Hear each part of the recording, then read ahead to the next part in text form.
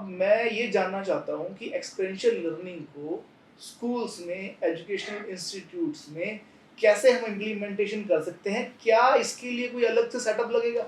देखो, स्कूल्स जो है ना वो बहुत डेलिकेट पार्ट हैं सोसाइटी का। स्कूल्स के साथ हम बहुत ज़्यादा छेड़छाड़ नहीं कर सकते, बिकॉज़ पूरा जो हमारा एजुकेशन इकोसिस्टम है वो कहीं न कहीं स्कूल से कनेक्टेड है। बट इतना डेलिकेट होने के बाद भी स्कूल जो है ना अपनी रिस्पॉन्सिबिलिटी 100% तरीके से निभा नहीं पाते हैं, because they don't know the methods, they don't have the right instruments, yes. They don't have the right guidance कि कैसे बच्चे को और ज़्यादा एम्पावर किया जा सकता है। हुँ, अभी न्यू एजुकेशन पॉलिसी 2020 के आने के बाद बहुत सारे स्कूल्स में ये टेंशन है कि नई एजुकेशन पॉलिसी के हिसाब से एजुकेशन को कैसे दिया जाए, कैसे लोगों तक उसको पहुंचाया जाए, उनकी समझ में नहीं आ रहा। कुछ स्कूल्स वालों का ये कहना है कि जो इस पर्टिकुलर इस एक्सपर्टीज़ के टीचर हैं वो बहुत महंगे हैं या इंडिया में अवेलेबल नहीं है, फॉरेन से आएंगे या बाहर से आएंगे। हुँ, सब लोगों का अपना अपना पेन पॉइंट है। बिल्कुल। ठीक है, बहुत सारे स्कूल्स वाले मिलते हैं तो वो ये मानते हैं कि ये तो बहुत ही एक्सपेंसिव काम गवर्नमेंट ने छिड़वा दिया है, हुँ, मतलब कि अगर इसके हिसाब से चलें तो बड़ा मुश्किल हो हुँ, जाएगा। हुँ।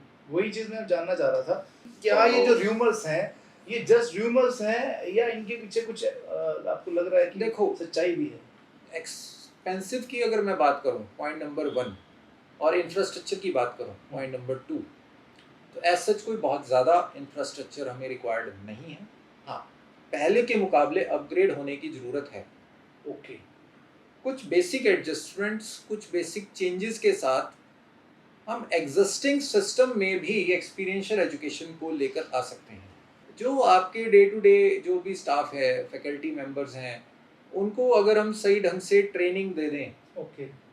सही ढंग से गाइडेंस दे दें, हुँ, तो ये ट्रांसफॉर्मेशन हो सकती है। ओके। तो आपके पास कोई सॉल्यूशन है इस चीज़ का? क्योंकि अभी क्या है ना, टीचर्स की ट्रेनिंग को बहुत इम्पोर्टेंट तरीके से देखा जाएगा, क्योंकि हुँ, जिन्होंने सिखाना है, हुँ। उनको पहले बहुत अच्छे से आना चाहिए। क्योंकि बेसिकली वही डिलीवर करने वाले हैं। स्टूडेंट तो एक खाली दिमाग लेके बैठा हुआ है। देखो, आप उसको सॉल्यूशन तो ये है ना कि अपडेट होना पड़ेगा टीचर को, पढ़ने पर, हुँ, समझने पर ज़्यादा ध्यान देना पड़ेगा। ओके। एक्सपीरियंशियल लर्निंग साइकिल को समझना होगा, इन कोर कॉन्सेप्ट्स को समझना होगा कि एक्सपीरियंशियल लर्निंग एक्चुअल में क्या है। हुँ, इसके बहुत सारी अप्रोचेस मार्केट में अवेलेबल हैं, इंडिया में तो बहुत ज़्यादा नहीं है। जैसे मैं आपको एग्जांपल दूँ, एक अप्रोच है CPA, hmm, concrete pictorial and abstract. Okay. ठीक है, जो मैथमेटिक्स के लिए खासतौर पे यूज़ होती है। अभी बहुत सारी ऑर्गेनाइजेशंस सीपीए पर बेसिकली काम कर रही हैं। हुँ, ठीक है, मैथ्स को पढ़ाने का ये एक नया तरीका मार्केट में अभी देख रहे हैं। ये बहुत ज़बरदस्त है। ये पूरी तरह से full cycle of learning, experiential learning cycle से इंस्पायर्ड है। हुँ, जिसका पहला स्टेप है कंक्रीट, यानी आपने कुछ भी चीज़ समझानी है तो आप कंक्रीट एग्जांपल्स देकर उसको समझाएंगे। ओके। फॉर एग्जांपल, आपने फ्रैक्शंस बताने हैं तो आप उसके हाथ में एक पिज़्ज़ा रख देंगे और उसको बोलेंगे okay now divide it into 4 parts. हुँ, ठीक है, हुँ, डिवाइड इट इनटू 5 पार्ट्स। हुँ, आप कंक्रीट चीज़ें उसके हाथ में रख देंगे जिसको वो टच एंड फील कर सकता है। Okay. Step number 2, pictorial, CPA. वो अगेन रिफ्लेक्टिव ऑब्जर्वेशन से इंस्पायर्ड है। हुँ, पिक्चर्स दिखाएंगे, ग्राफ दिखाएंगे, कंप्यूटर स्क्रीन पर उसको दिखाएंगे, डाटा दिखाएंगे और उसको दिखाते हुए उसको करेंगे। हुँ, and step number 3 is abstract, जो अगेन हमारा किससे इंस्पायर्ड है, एब्स्ट्रैक्ट कॉन्सेप्चुलाइजेशन से, जिसमें हम अब उसको फार्मूला बताएंगे। Okay, this is the formula to get the answers. आपको सबसे पहले पिज़्ज़ा दे दिया, ओके दिस इज पिज़्ज़ा और इसके आपने ऐसे ऐसे फ्रैक्शन करने हैं। ओके, तो कितने पार्ट्स हो गए, हमने डिवीजन सिखानी है या फ्रैक्शन सिखाना है। ओके, नाउ ओके, यू उसी हैव में वो द क concrete parts. Okay, step number 2 pictorial, आपको पिक्चर्स दिखाई गई, आपको ब्लैक बोर्ड पे दिखाया गया। एंड स्टेप नंबर 3 फिर आपको उसका फार्मूला बता दिया गया। Okay, with this formula you can attain the same results.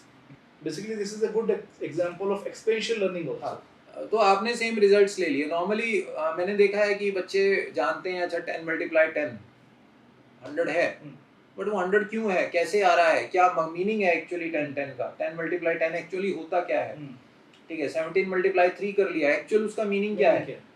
कहाँ यूज होगा, उससे निकलेगा क्या, कंक्रीटली हमारे पास क्या निकल कर आएगा। एक रियल लाइफ कंक्रीट एग्जांपल में आप कौन सा फॉर्मूला लगाकर क्या अचीव कर सकते हैं, people don't know. Hmm, okay. तो वो सबसे बड़ा चैलेंज है एजुकेशन में। हुँ, अभी मैं देख रहा हूँ बहुत सारे स्कूल्स कुछ इवन लो फंडेड स्कूल्स भी या गवर्नमेंट टाइप के स्कूल्स भी कुछ बड़ा ज़्यादा अच्छा एफर्ट कर रहे हैं इस डायरेक्शन में। कुछ टीचर्स अपने लेवल पर बहुत ज़्यादा एफर्ट लगा रही हैं, जो आप फेसबुक वगैरह पे भी देखते हैं, कुछ टीचर्स बहुत एफर्ट लगा रही हैं। बट ये जो रेशियो है ना, ये कोई 1 लाख में एक टीचर है, बहुत कम है। मैं 10,000 में एक भी नहीं बोल रहा, 1 लाख में एक टीचर है। ये रेशियो बड़ा ख़राब है। दुनिया भर के स्कूल्स हैं इंडिया के अंदर, छोटे छोटे स्कूल्स हैं, अंडर पेड टीचर्स हैं, ट्रेनिंग होती नहीं है टीचर्स की, टीचर्स को सही ढंग से गाइडेंस दी नहीं जाती है। दूसरा, टीचर्स में भी वो स्किल्स नहीं है, वो जज्बा नहीं है, वो डिटर्मिनेशन नहीं है कि हमें कुछ सीख कर आना है, कुछ लर्न करके आना है, कुछ नया लेकर आना है, उनके अंदर भी वो जज्बा नहीं है। तो सॉल्यूशन की बात करूँ ना, पहला है डिटर्मिनेशन। आपको डिटरमाइंड होना पड़ेगा कि हमें एक्सपीरियंशियल लर्निंग देनी है। इंडिया में ये कॉन्सेप्ट नया है, आज़ाद भारत का तो नया ही है कॉन्सेप्ट, ठीक है ना। इंडिपेंडेंट इंडिया में ये कॉन्सेप्ट अब आने लगा है, बट ऐसा नहीं है कि ये कॉन्सेप्ट नया है, हजारों साल से चल रहा है। हमने अब शुरू किया है और अभी भी इंडिया कहीं ना कहीं इसका ओरिजिनेटर भी है। हमारा जो गुरुकुल एजुकेशन सिस्टम था वो पूरी तरह से एक्सपीरियंशियल था, ठीक है। जो गुरुकुल्स थे वहाँ कोई रटने पर जोर थोड़ी था। वहाँ अगर वेदों का या श्लोकों का या किसी भी चीज़ का उच्चारण वो करते थे, उनको याद करते थे, तो उसको सिर्फ रोट मेमोराइज थोड़ी करते थे, कोई एग्जाम थोड़ी होता था। उनको समझते थे, वो मानते थे वही ज्ञान है, वही परम सत्य है, और उसको समझने की कोशिश करते थे, अपनी लाइफ में इम्प्लीमेंट करने की कोशिश करते थे। सेकेंडली, वो सुप्रीम एजुकेशन में बिलीव करते थे, ठीक है ना।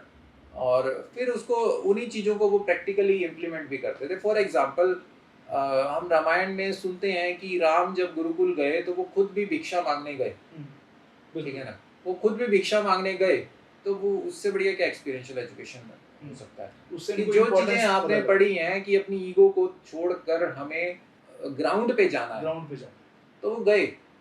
और वो जब भिक्षा मांग के आओगे तो वो सेल्स की ट्रेनिंग है ना। आपने किसी से कुछ भी निकलवा लिया तो वो तो सेल्स की ट्रेनिंग होगी। लोग एमबीए कर लेते हैं हमारे यहाँ, एमबीए करने के बाद निकलता क्या? अगर उनको मार्केट में भेज दो, वो 1 रुपए का माल नहीं बेच सकते। रियलिटी है ये, रियलिटी है बिल्कुल। बीटेक करने के बाद बच्चा जब फैक्ट्री में आता है, पहली बार इंडस्ट्री में आता है, तो उसको पता नहीं होता कि स्क्रू ड्राइवर को कैसे पकड़ना है और कैसे उसको चलाना है। सही, बिल्कुल आप ये सही चीज। इसके उलट आईटीआई वाला ज्यादा अच्छा परफॉर्म करता है, क्योंकि उसने हाथ से काम किया। दिस इज द डिफरेंस, ठीक है ना। लेकिन आईटीआई वाला किसी पैरामीटर पे लैक करता है, वो ये है कि उसको इन डेप्थ नॉलेज नहीं है, क्योंकि वहां भी एक्सपीरियंशियल लर्निंग नहीं है। वहां आपको सिर्फ एक चीज सिखा दी कि ओके एक्ट करना है, वो ये मुझे पता और इंजीनियरिंग वाले को सिर्फ एक चीज सिखा दिया गया, ओके आपको थिंक करना है। What about feeling and observation? There is no feeling, no observation, no analytics. और थिंक किसी के पास है, एक्ट किसके पास है? एग्जैक्टली। बहुत आपके पास केस स्टडीज नहीं है, आप मार्केट, आपको स्कूल में मार्केट की केस स्टडीज नहीं पढ़ाई जा रही है, आप उसको सीख नहीं पा रहे कि मार्केट का क्या सिनेरियो है, क्या होना चाहिए, क्या नहीं होना चाहिए। ऐसा महसूस हम करते हैं कि बुक्स पूरी तरह से अपोजिट चल रही होती है मार्केट से। अगर सेल्स की बुक आप पढ़ेंगे, किसी भी अच्छे ऑथर की सेल्स या मार्केटिंग की बुक पढ़ेंगे, फिलिप कॉटलर पढ़ लेंगे, जो मार्केट है ना वो बिल्कुल अपोजिट चल रहा है उससे, ठीक है ना। वो बात कर रहे हैं एथिक्स की, यहाँ चल रहा है कुछ उलट। क्यों? क्योंकि वो जो एथिक्स की बात करी हमने बुक्स के अंदर, वो हमने प्रैक्टिकली कभी उसको इम्प्लीमेंट कैसे करना है वो तो किसी ने सिखाया ही नहीं। एग्जैक्टली। उसके बारे में तो कोई बता ही नहीं रहा कि भैया एथिक्स से भी काम हो सकता है।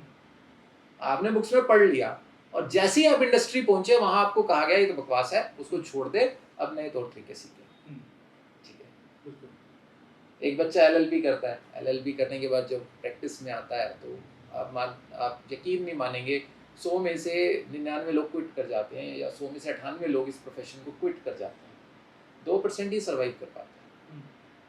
रियलिटी, बिकॉज एलएलबी एक ऐसा प्रोफेशन है जहाँ पूरी तरह से झूठ पर आपको टिकना पड़ता है, जहाँ आपको एक लेवल से ज़्यादा गिरना पड़ता है। अच्छे लोग सर्वाइव नहीं कर पाते। उसका रीज़न यही है कि आपने जो बुक्स में पढ़ा एक्सपीरियंस नहीं किया। जब आप मार्केट गए सिचुएशन बिल्कुल उलट है, कहीं पर कोऑर्डिनेशन नहीं है, मार्केट में क्या है और जो बुक्स में क्या है उससे कोई तालमेल नहीं है। There is no connect between that. Books कुछ बोल रही हैं, मार्केट कुछ बोल रही है, होगा क्या? That's why we need experiential learning, जहां वो ऑब्जर्व भी करे। रिफ्लेक्टिव ऑब्जर्वेशन मींस आप अपने आप को झांक कर देखें, मैं कहाँ स्टैंड करता हूँ। हम्म, रिफ्लेक्टिव ऑब्जर्वेशन मीन्स आप देखें मार्केट में क्या चल रहा है, हम्म, उसके अकॉर्डिंगली मैं कहाँ स्टैंड करता हूँ। इसका मतलब कंपटीशन नहीं है कि आप कॉम्पीट कर रहे हैं किसी से कि भाई उसके मार्क्स 90 आए हैं तो मेरे 91 आने चाहिए। RO does not means that. Hmm, RO means मैं कल यहाँ था, आज मैं कहाँ हूँ। आप खुद को असेस करें, सेल्फ असेसमेंट करें, बिल्कुल। आप खुद को सेल्फ असेस करें। ओके, कोई नो वन कैन जज you, you are your best जज। ओके। आप अपने आप को जज करें कि भैया मैं कहाँ स्टैंड करता हूँ, व्हाट इज माय स्टैंड।